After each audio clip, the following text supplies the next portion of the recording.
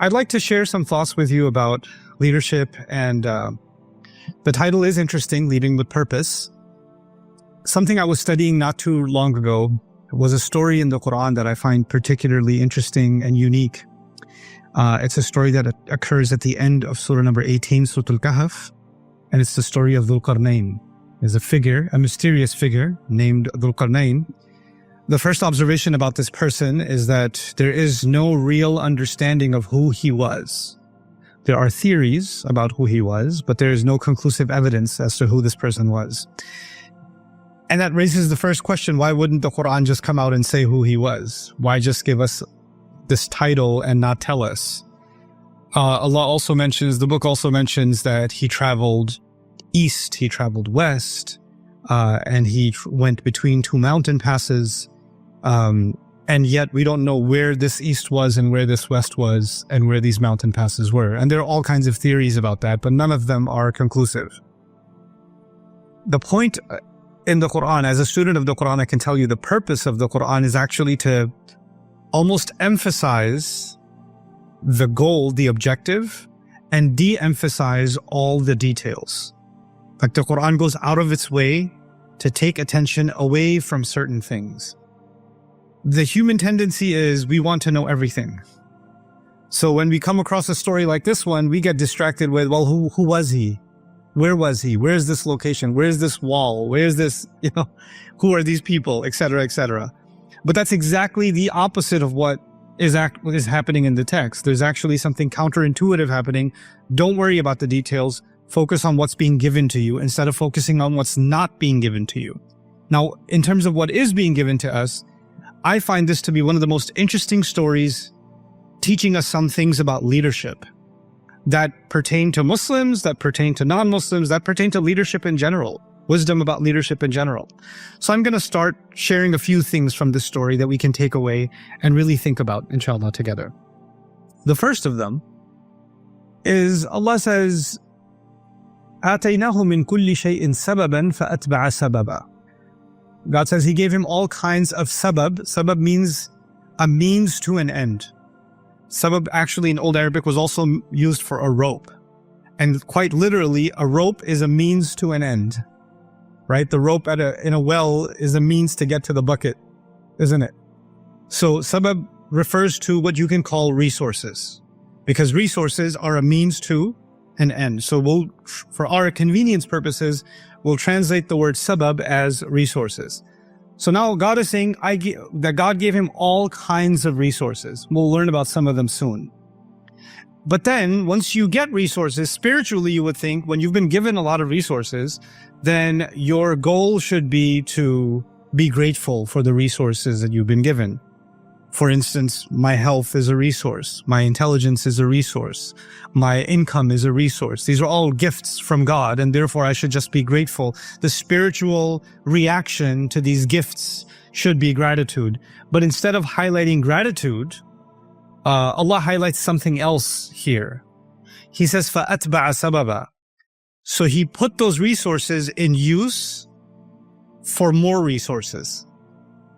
So He actually followed the resources He was given to build even more resources, or to put them to full use. In other words, if you want to think about this in modern terms, He had assets and He invested those assets. He had resources and He invested further those resources. That's what He was doing. Now this sounds like it's almost materialistic. Don't you have enough? You should be grateful for what you have. Why are you doing any more than what you have? Why are you interested in growth? Why are you interested in building more and more and more and pursuing more resources? You find the answer to that elsewhere in the Quran, where Allah says about Dawood, there's few people in the Quran that are extremely wealthy and powerful, right? So there are figures in the Quran that are very poor and powerless. And there are figures in the Quran that are very wealthy and powerful, and Dawood is one of them. Wealthy and powerful. He has kingdom, vast kingdom. And Allah says something interesting about Dawood. He said, "I'malu ala Dawuda shukra."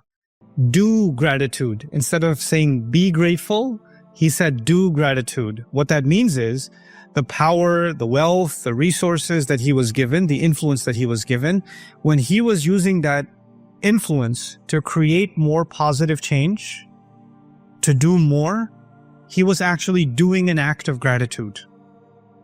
Now let's step back before we go any further in the story. The principle here is that I have been given certain talents in life. I've been given certain opportunities in life. I've been given certain pathways in life that have been made open for me. If I am to make the most of them, think of each one of those opportunities, those resources as an investment, and I make the most of them to do more good for myself and to do more good for others around me, then I'm actually doing an act of gratitude. If you have a brilliant mind and you're not putting it to use, you're ungrateful. If you have incredible, business acumen and you're not putting that to use, you're being ungrateful. Gratitude is actually about maximizing what I have and really putting it to work. Even if in the world of business and material resources, as is the case of Dhul Qarnayn, we're not just talking about giving charity. He's interested in just going out there. Now, so what do we find? فَأَتْبَعَ سَبَبًا حَتَّى إِذَا بَلَغَ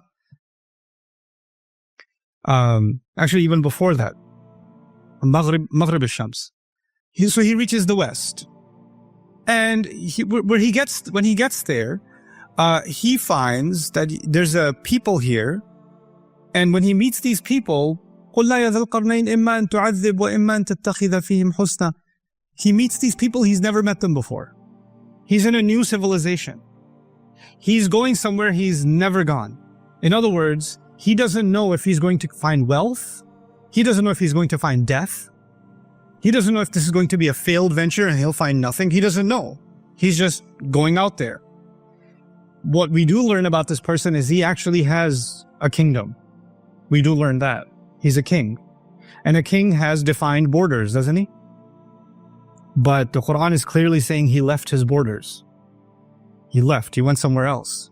In pursuit of, and the Quran also tells us, in pursuit of what? In pursuit of resources. In pursuit of more resources. And then when he goes out there, he meets these new people.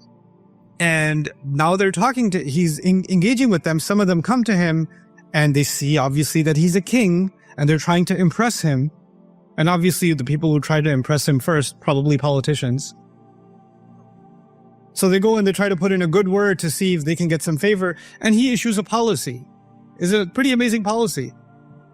He says, أَمَّا مَنْ ظَلَمَ فَسَوْفَ نُعَذِّبُهُ وَأَمَّا مَنْ آمَنَ وَعَمِلَ صَالِحًا فَلَهُ جَزَاءً الْحُسْنَى وَسَنَقُولُ لَهُ مِنْ أَمْرِنَا يُسْرًا. He says, okay, so I've come here. I'm claiming this territory. And it doesn't matter how much you impress me with your speech. Whoever does wrong will be punishable. So it's not your words that are going to get you out of trouble. If you're doing something wrong, there will be consequences. And whoever does good, they're not doing good. And he doesn't say, whoever does good, I will reward them. He didn't say that. Because you would expect the opposite, right? If you do wrong, I'll punish you. If you do right, I'll reward you. He doesn't say that. He said, whoever does wrong will be punished. And whoever does right, well, God will reward them. It's not me. God's going to reward. And I'll make things easy for them. It's interesting. It's a very interesting contrast. What are we learning from that? A leader identifies people that are creating problems, right? And he deals with them. He executes. He addresses the problem issue. He doesn't let that just go. Sometimes the people that are creating problems are people of high rank. Sometimes people that are creating problems are, they're creating problems for someone else, not for you. So you say to yourself, well, so long as it's not my problem, it's not a problem, right? It seems somebody else's headache. But they're not creating a problem for him. They're creating problems for others. And he's saying, if I see you harming anybody else, you're going to have to deal with me. That's leadership. He's protecting people now because they're under his care. But on the other side, if people are doing the right thing, he doesn't want to reward them. Why not? Because he thinks that doing the right thing should be done for the right reasons. And if people start doing the right things to impress me, their intentions are going to get corrupt. Now their moral compass is twisted. now doing the right thing is actually just an investment for their own personal benefit. No. If you do the right thing, if you have faith and do the right thing, then God will reward you. And if you are doing the right thing, here's the interesting thing. وَسَنَقُولُ لَهُ مِنْ أَمْرِنَا يُسْرًا. We're going to say, from our decision point of view, we'll say easy things to them. What does that mean? I'll open the pathway for you to do more good. Now, what does that mean for you and me? It means if I'm a leader and I know somebody's doing good work, and then they come up to me and they say, I have this idea. I think it can really benefit the company. It can really benefit the team. It can really benefit this project. And I know this person's doing good work. Then I say, I'm going to let you try it. Let's give it a shot. Maybe it'll work. Maybe it'll fail. But you know what? The fact that you are sincerely doing good work allows you enough merit that this is worth a shot. Now, the problem is, I was saying this informally before this gathering. I run a company, and that company's gone through downsizing and upsizing. It was bloated at one point. It was smaller at one point. And I've had all kinds of interesting experiences in business. And one of the business challenges in any organization that gets big is that it becomes less flexible. It has multiple departments. Every department has its own group. Every group has their own egos, because we're all human beings, right?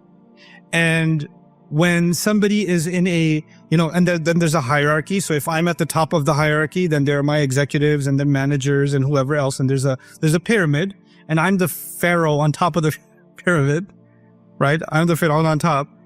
If somebody at the bottom, some intern, somebody has a good idea. They have a good idea. They now have to go to the ego right above them, and then the ego right above them, and then finally make it to me. Most likely, what's going to happen to that idea? Most likely, it will die. That idea could have brought millions in savings. That idea could have opened up an entire different sector of the market in business. It could have. It had that potential. But because that idea was coming from someone who doesn't really count, they're at the bottom. Or that idea was being presented by someone that other people feel insecure about. Because when somebody starts working really hard, they start making other people that are not working hard look bad. Right? And when someone has a lot of ideas and a lot of enthusiasm in the same department as somebody else who just likes to come and sit down and then make sure their pens are in color order and their notebooks are aligned properly, and then they go, time for my morning latte. They have this routine, they have their process, right? And when someone comes along and says, new idea, oh my God, this is so exciting. Can you just breathe a second? Let me just have my morning routine finished, because you're causing me a little bit of anxiety. I think the other employees are getting a little anxious around you. If you could just calm down a little bit, because the rest of us are worried. Nobody else is worried. You're just comfortable being lazy. And now you're insecure about someone who's not being lazy. And so the one who actually has energy and enthusiasm is being quietly, directly, sometimes indirectly being encouraged to not be so active, to not have that many. Nobody really needs to hear your ideas, okay? I graduated from this university. I have a master's degree. I have 20 years of experience. And believe me, that's not a good idea. No, I don't believe you. I don't believe you. The reason you're saying that is because you're scared that new ideas can come and take hold. And if new ideas take hold, change might come. And human beings, sometimes they're not interested in growth. They're not interested in exploring new territory to use the resources to their maximum ability. Sometimes human beings just want things to stay exactly the same, because you're comfortable with familiar. The familiar is comfortable. The new is uncomfortable. What is leadership? Leadership is, I'm going to explore new territory. What else is leadership? I'm going to find people that are trying to do good things, and I'm going to make their pathway easy for them. So that what I'm doing at the top, I'm also allowing that to happen at the bottom. I'm creating that avenue. And of course, that is trial and error. Most new ideas fail. That's a reality. That's the reality of new ideas. Most of them fail. But if you create a culture of, we're going to explore, we're going to improve, we're going to energize, there's actually a connection being made between the top and the bottom as if they're thinking the same way. Fatbah. So this is the first place he stopped. He made 3 stops. Many of you know the story. He made 3 stops. The second stop is even more interesting.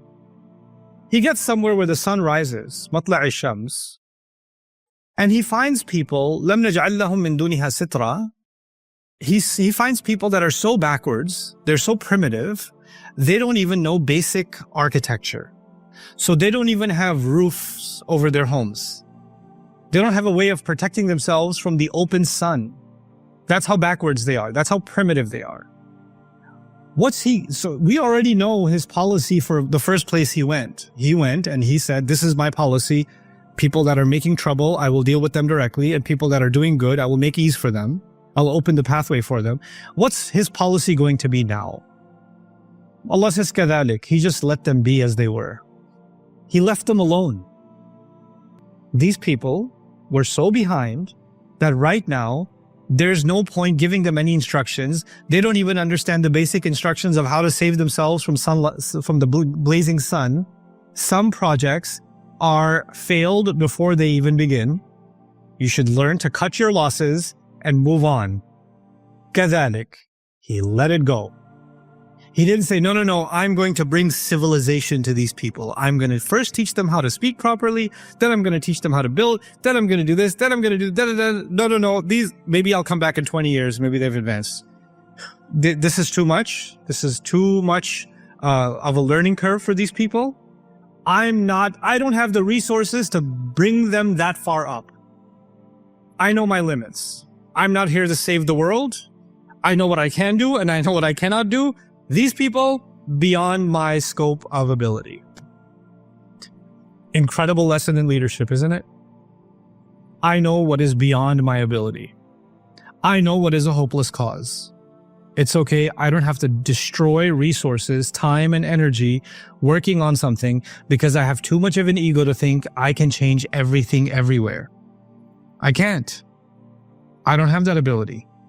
So I'm just going to let this one go. I'm going to not push. كذلك.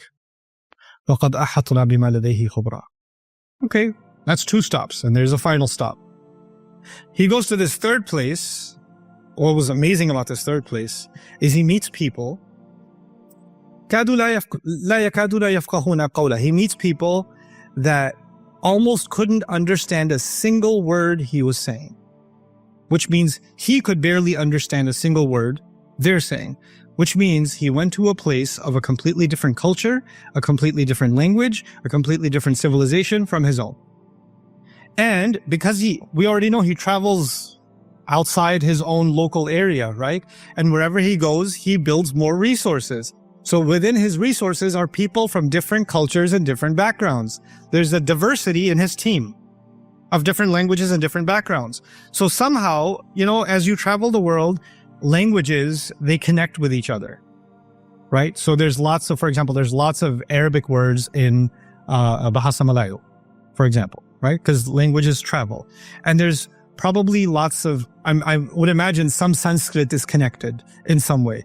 Probably some of the East Asian languages are connected to Bahasa also in some way or the other. There's some common vocabulary, not all, but some, 10% here, 5% there, 5%. I found out, because I was recently learning Farsi, I was learning Persian, and I found out that a lot of Punjabi has Persian in it.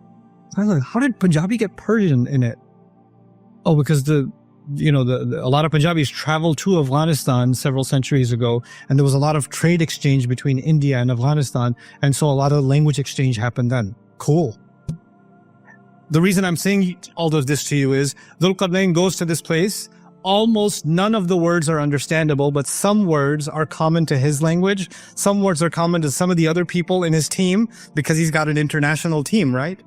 So they're starting to make sense of what these people are saying. Finally, they're able to make communication happen. Finally, they're able to get communication. When they get communication, what do they tell him? Inna Yajuj Majuj mufsiduna fil ard. We have this criminal gang of people, these raiders, they're called Yajuj and Majuj. They come and they destroy everything. They come and they raid, they kill, they steal, they take our animals, they commit crime. You're a king, you have an army. The first place you went to, you said, whenever there's criminals, what am I going to do with the criminals? I'm going to deal with them. Right? That's what he said already. That's his policy. Now he comes to this place and they say, well, we got a lot of criminals. They're called Yajuj and Majuj. Clearly, Dhul Qarnayn does some investigating and finds out they're not just a criminal, they're an entire army horde. There are thousands of them. There are hundreds, if not thousands of them. This is more than he can handle as a fight. He cannot engage in war with these people because that will also be draining. But he cannot leave either because they are committing crimes. So what's the best solution he could come up with? Let's build a wall. Let's build a barrier so these criminals that are coming and attacking you, they're not going to be able to come anymore.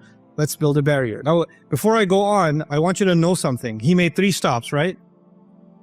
But does he have the same policy for all 3 places? No. Different situation, different audience, different problem, different location, different culture, and a true leader understands every time there is a different solution. You don't say, we did this last year, it worked. Well, we're not in last year. It used to work before COVID. Well, the world has changed after COVID. It's not what it used to be, right? It used to be that way all the time. We've been doing this for 20 years. Well, maybe that's exactly the problem. Because you've been doing something for 20 years, some of that might still work, some of that might no longer work. You need agility. And that's what a leader needs. A leader is going to new places, he's going to encounter new challenges, and therefore he will have to come up with new solutions. So the solution, the best case solution in this case is, I cannot stop them from attacking you. I cannot defeat them. I cannot end that problem. I can create some kind of a security mechanism. I can build a wall for you. The problem with a wall is, if you build a wall, is it going to eventually deteriorate? Yeah.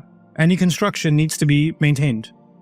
So what does Dhul Qarnayn do in his genius? If you study the surah carefully, he gets the people that are there that he barely communicated with. Remember? He barely communicated with them. He gets them to build all of the pieces under his supervision. Atuni zubar al-hadid. Qala anfukhu. Bring me these metal pieces. Bring me the copper. Now blow into it, bellow into it. This is how you burn metal. This is how you melt. This is how you weld. This is how you reinforce. This is how you fix. In other words, I'm going to build this wall for you. Maybe those attackers will come. They'll start trying to break the wall. And every time they do damage to the wall, you should have the ability to do the repairs also. Because if I just build it for you and walk away, then it's a temporary solution. But if I teach you how to build it, and therefore also how to maintain it, isn't he doing something called empowerment? Isn't he doing something called training and development? Isn't he creating independence for these people? That's what he's doing. And he's saying, so long as this lasts, it lasts. But this is his contribution. So you find that he is actually coming up with different solutions. And in it, I find it's a pretty amazing philosophy for leadership. There are situations in which the best you can do is defense. Just build a wall. That's all you can do. The problem's too big. There are situations where you cannot always be the one to find the solution. You have to empower people. They have to find the solution. They have to go and look for the answer. Or you have to give them enough training that they can operate independently. They can do that. There are other situations that are too big of a problem and they are outside the scope of what you can do. Walk away. It's the best you can do. There are other situations where you know clearly there are problematic elements, toxic elements within. And it is your responsibility to identify them, to investigate them, and to deal with them accordingly. And then as a leader, I'm working backwards. It's your responsibility to find people that actually are doing good work and that have good ideas or can move things forward, can move the needle forward. And when it doesn't matter what rank they come from, what degree they have, what level of the organization they're in, there needs to be a culture in the organization, any organization that wants to flourish, where people that are doing something good, the path for them to pursue that potential is opened. سَنَقُولُ لَهُ مِنْ أَمْرِنَا يُسْرًا. The path needs to be opened. And when that happens, people feel truly invested. Now that I've shared some things from the story with you, now I'm going to wrap this up, inshallah, and share some personal experience with you. Bi'idhnillah. Some things you only learn the hard way. So there's studying Quran is the easy part. Life lessons, now that's the hard part. So in my history, I've been an employee in my career. And then for a long time, almost 20 years now, I've been an employer. So I've had all kinds of employees, and I've had really interesting experiences with my employees. And there's different kinds of employees. But the most interesting kind is the one that believes that they are God's gift to humanity and your company. Like they descended from the heavens onto your organization. And they do not have to do anything. They don't have to contribute anything. Before they even contribute anything, their very blessed existence is a gift to the rest of you. Right? And why are they such a gift to humanity?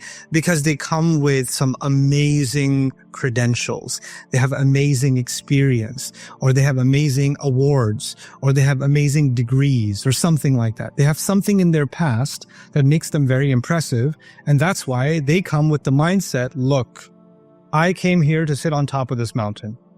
The rest of you are blessed enough to learn from my wisdom. The problem is, even if I hired somebody who graduated from Harvard or Yale or graduated from MIT and they're top of their class and all of those things, the most important thing for me as an employer is not what they've done. Because I think most interviews are ridiculous. Where did you graduate from? What's your work experience? What did you do in the past? I don't care. You know what my first question is? What are you going to do? How are you going to do it? Why do you want to work here? Do you want to, what's your ultimate objective? If they say, I want to bring my past experience to benefit this organization, in my head, the interview is already over. No, because you're thinking you're coming to benefit.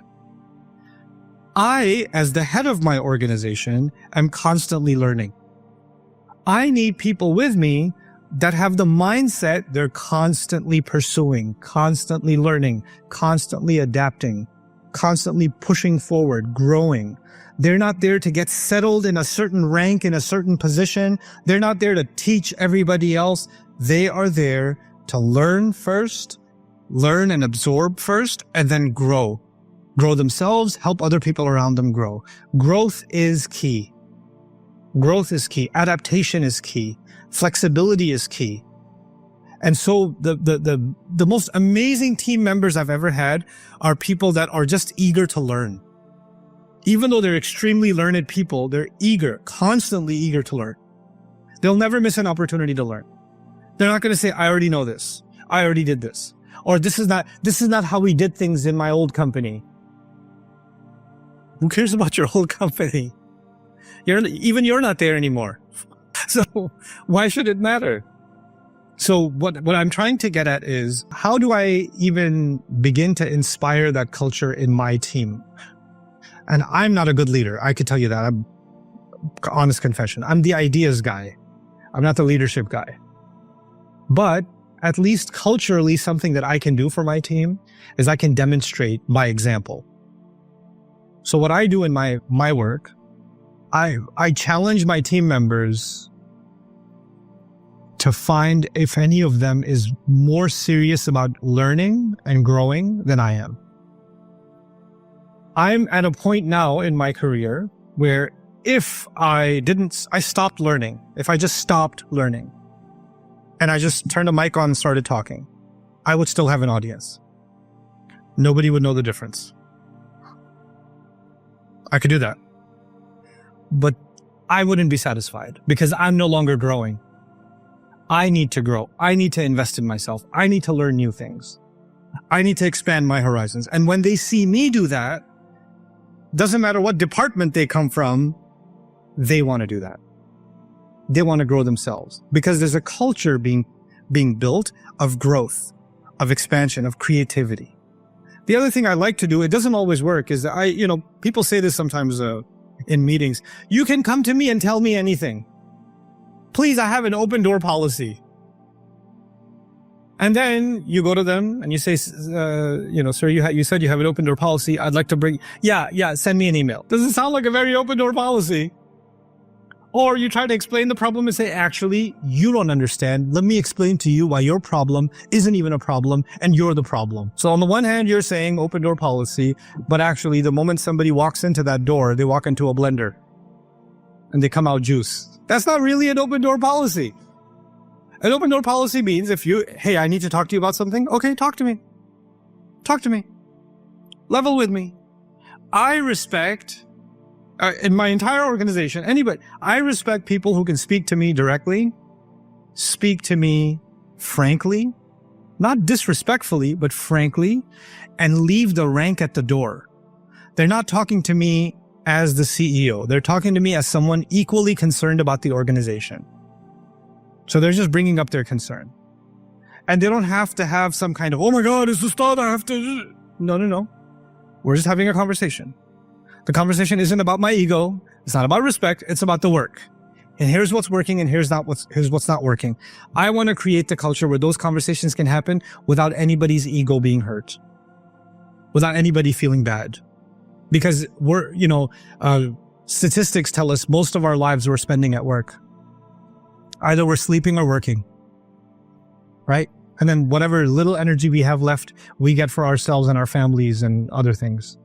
But a huge chunk of our lives is exhausted in work, which means work is not just work, it's also our life. That life has to be meaningful. That life has to be productive. That life has to be, nurturing. And so, we have to build that. And last thing I'll say about, I kept saying good ideas. I'll just mention the example we were talking about in the private meeting. Sometimes you have, let's just say, I'm being hypothetical. Let's say you have 4 departments. Yeah? And 3 of those departments are very big. And one of those departments is tiny. And somehow, the 3 big departments are not they're not productive. They're not doing what they should. They've been there a long time and they accomplished a lot in the past, but now they've slowed down and things aren't going as well, or they're stalling, right? And then you have this little tiny department, the extra department, the department, they get the office next to the bathroom, that department. And somehow they did something that showed a lot of growth potential. It showed some growth. Now you're like, If you're a good leader and you see something has potential, what do? You say, let's inject some fuel into this small department. Let's see how far we can take this. Let's see if we can grow this. Because growth can come from unexpected ways. COVID taught us that, right? It can come in unexpected ways. Okay. So now you decide to put some time, energy, resources, attention, investment into the smallest department. You tell me, take a guess. Who starts getting nervous when you invest in the small department? The 3 big departments. What are you doing? That's a waste of resources. You know how small they are? I've been here for 20 years. We've been doing this way for a long time. You know what happens? Sometimes the biggest obstacle to growth are people who want to keep things from growing. Without realizing that all 4 departments, that's like saying this hand is able to do something, or my right hand is able to do something my left hand is not able to do. And the moment I start fixing things with my right hand, my left hand gets insecure. Hey. You really want to do that one? It's a little imbalanced over here. Let's do things where both hands are together. No, some things are meant better for the right hand. But by the way, when you're accomplishing something from one part of the body or another part of the body, who's the eventual beneficiary? Everybody. I can't have one hand competing with the other hand. I can't have one hand insecure about the other hand. So an organization cannot fully function if parts of it are insecure about other parts of it. Parts of it are jealous of other parts of it. Parts of it are seeing themselves as competition with other parts of it. Healthy competition is fine. But when we create that kind of an internal culture, we are actually destroying the organization from within. We're hurting the organization from within. Creativity should be celebrated. Successes should be celebrated. Investments should be made where they are most fruitful. And investments should discontinue where Dhul Qarnayn says, I can't help here. You should know when to quit. You should know when you're putting time, energy, resources in something and it's just not going anywhere. You need to know, hey, I know it's going to hurt some people's feelings, but we got to go. We can't do this. That's leadership. So I pray that some of these concepts